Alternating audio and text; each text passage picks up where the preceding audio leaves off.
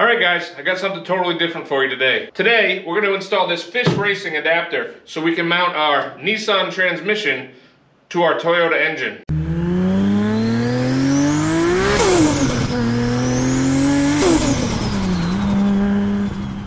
Welcome back everybody. I figured we'd do something a little different today. We've been doing a ton of rust repair on the 280Z. You know, sitting here on the rotisserie still. We've got a lot of the rust repaired. Last couple videos we did the quarter panel, we did the rocker panel, we did the front of the rocker panel and behind the fender, and I've got the fenders on there now, and it's crazy how much more of a car it looks just throwing those fenders back on.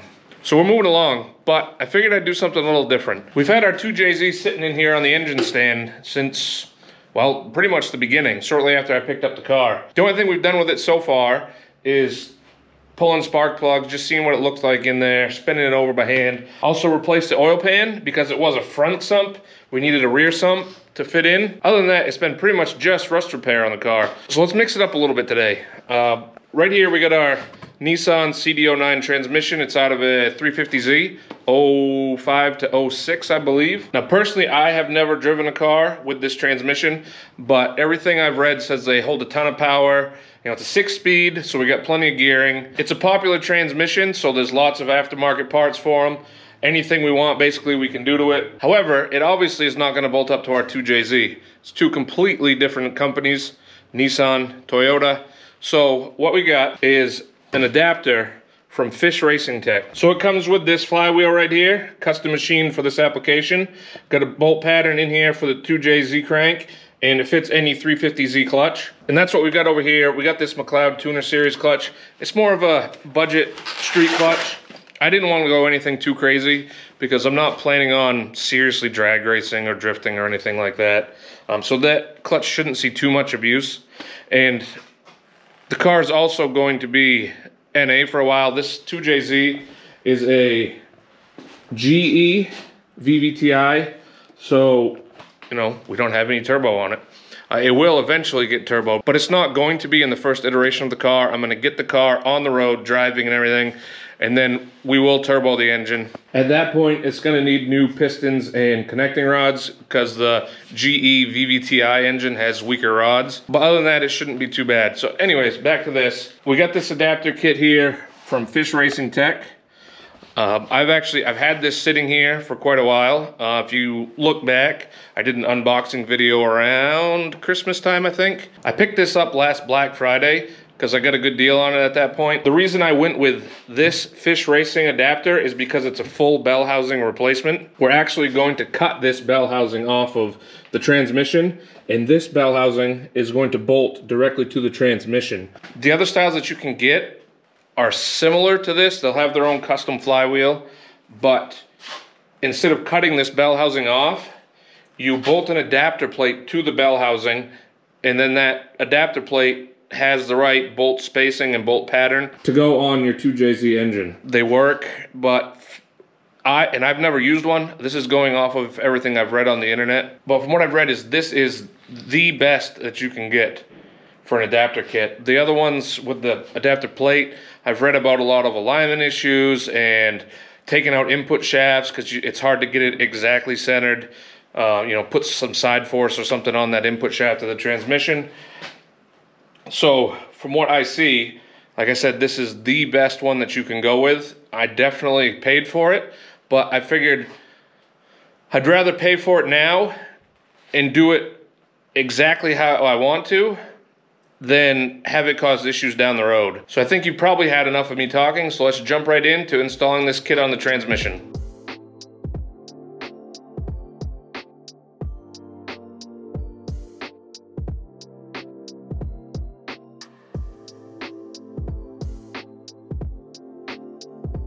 Let's jump right into it. So the first thing you're gonna wanna do is make sure you drain the fluid out. I've already gone and done that, and the reason for that is there's this front cover right here that's gonna come off because that's where your new bell housing is gonna bolt to. When you do that, there's gonna be fluid in there. So make sure you drain it first. Like I said, I've already got that done. The next thing we're gonna do is pop the clutch release bearing out, the fork, and the slave cylinder over here. This has an external slave cylinder, and this one is going to come with an internal slave cylinder, so that's not going to be used. Let's just get it out of the way. It's just two 12mm bolts.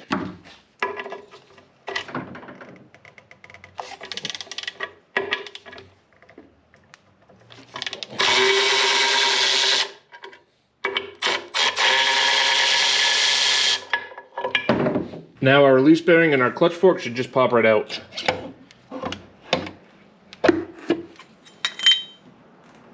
We've also got this little dust boot right here where the fork went through. Might as well pop that out too. The next thing I'm going to do is clean all this clutch dust out of the bell housing. And the only reason I'm doing that is because we're going to be cutting this, and I don't want that clutch dust and everything going all over the place, breathing that up. So we're going to grab some brake clean and just wash that out real quick. Now it's time to actually really get to work. So there's this little aluminum piece that comes with the kit. You're gonna grab that. You're gonna grab a Sharpie, and then on the first, just after the second rib. So you got your mating surface here. You got the first rib, second rib. You're gonna stick this behind that ridge, and you're gonna use it as a guide to draw a line. So basically we're just going to take this and follow it down, just like that.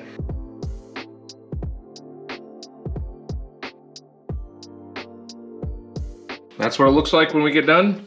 You're also going to want to mark this little ear on the side. This will be on the right-hand side of the transmission because we're going to be cutting this off. Don't forget, this is a vent right here. So you're going to want to plug that off somehow. I just threw some tape on it because you don't want to get any aluminum shavings in there. That wouldn't be good. So now it's time to cut. And you're going to need your cutoff disc on a grinder. And we're just going to trim right on that line. Now if you look inside, our line is right about right here. Somewhere right in around here is our line. So you're not really in any danger of cutting anything important. The only time it gets close is right about up here and down here. But really, you know, you got some wiggle room there. If you're worried about it, just cut a little bit further out here, not a ton. But you can always grind it off if you need to, if you don't have quite enough off and your adapter housing is hitting. You know, if you're worried about that, looking at it, it looks like we should be perfectly safe, and this is how Fish Racing says to cut it. So let's get cutting.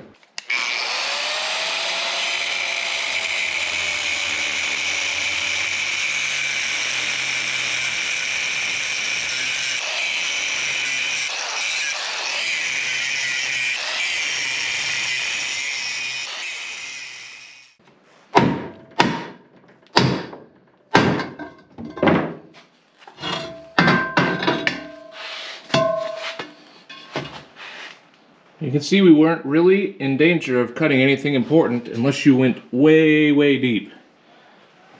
Let's get this piece cut off.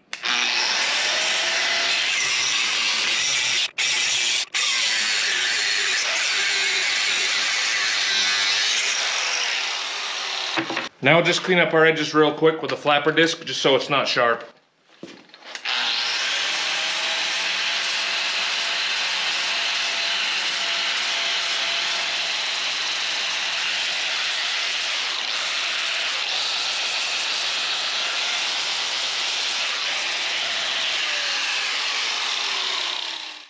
So I'm actually going to swap over to a die grinder with a sanding pad on it. That flapper disc is a bit unwieldy on the grinder, and you don't need anything that aggressive on aluminum. So I think this will work a lot better.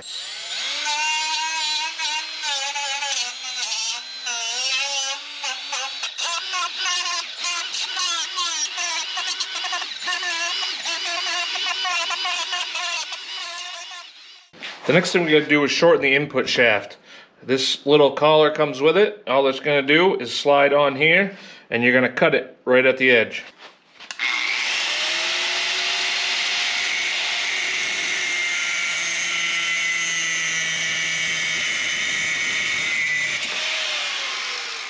Now we want to make sure that this input shaft can easily slide in when we go to install it on the engine. So we're just going to chamfer the edge a little bit.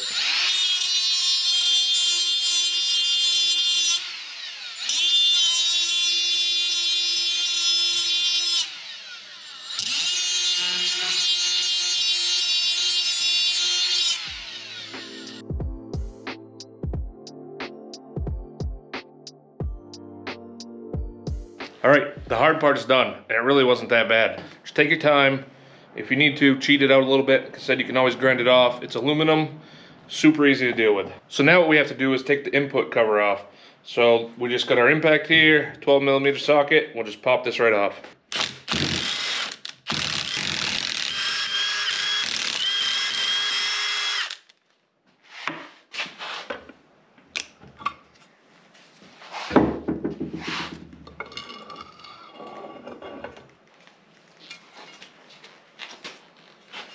Don't forget to take your gasket off. Now the next thing we got to do is see if we need one of these spacers. These come with the kit, and it depends on your input bearing race diameter. There's two separate sizes. You may need the blue one, you may need the red one, or you may need none at all. And the easy way to check is to take the spacer and see if it slips over the bearing race. This one does not.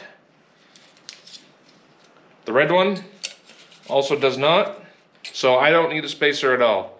You might. It depends on the year of your transmission, I guess. The newer ones have a larger bearing race. The older ones have smaller, so you might need a spacer. The next step is to install the seal on the new bell housing. This is an OEM front cover seal from Nissan. We're just gonna tap it in. So make sure you put this seal in the correct way. You might think you want to put it in this way. That's wrong.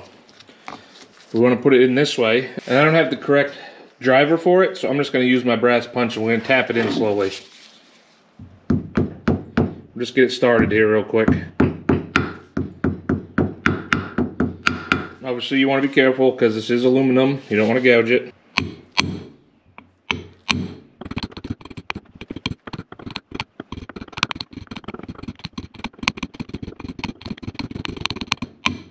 And just go until it's fully seated. All right, we're basically ready to stick our bell housing on. I highly suggest you test fit it at this point just to make sure you don't need to take any more off around the outside. You don't want to go try and tighten that down and have pressure being put here and potentially crack the case of your transmission or your bell housing or something. So now what we're going to do, we got these 4 holes down here at the bottom. If you notice taking it apart, they are different color and they had some thread sealant on it. What we're going to do is just take a little bit of RTV, gasket maker, whatever, put it around the bolt holes before we put our gasket on.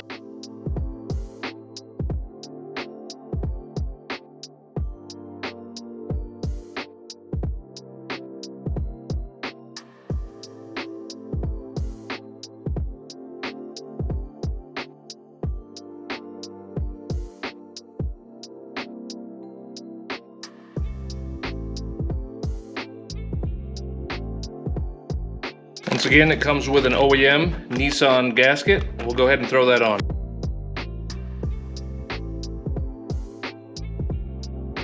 And get a couple bolts ready and your bell housing, and it's time to slide it on. And be very careful you don't cut your seal when you slide it over the input shaft.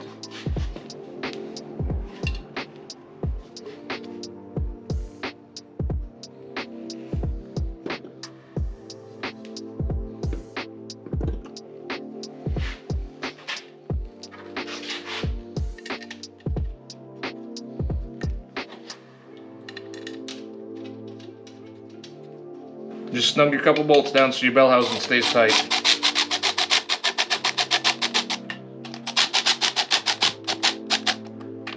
Remember, these 4 different bolts have to go in the 4 lower holes.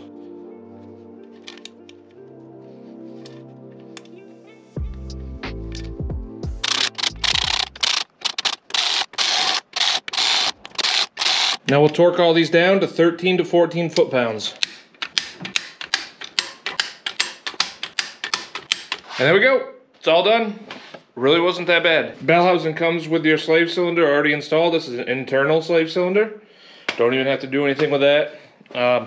Obviously, if you were ready to install this in your car or on the engine, you'd have a couple more steps. You have to put the flywheel on the engine. The kit comes with ARP bolts to do that. You also have to install your clutch onto the flywheel. It comes with the bolts to install that. Also, it comes with the bell housing bolts to bolt it to the block. So it literally comes with everything you need. I'm not doing that right now. I'm not ready to do that. You know, we still got the engine sitting on the stand. I'm gonna leave it there for now, just because the car is not ready. We are still doing rust. So that's where I'm going to finish this, but really, the majority of the work is done. That other stuff is stuff you'd have to do no matter what car, what engine, what transmission you were putting in the car. So, the adapter kit is 100% done at this point. But yeah, this is a quicker one. I imagine the video is probably quicker than my other ones.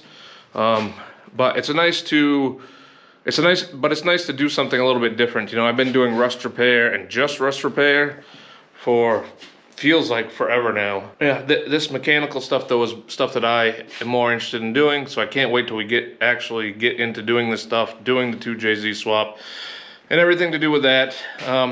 But let me know what you guys think, if this helped you out. If anybody else is using one of these fish racing kits on their 2JZ with a CDO9 transmission, they also offer other kits. They offer CDO9 with an LS, CDO9 with a rotary.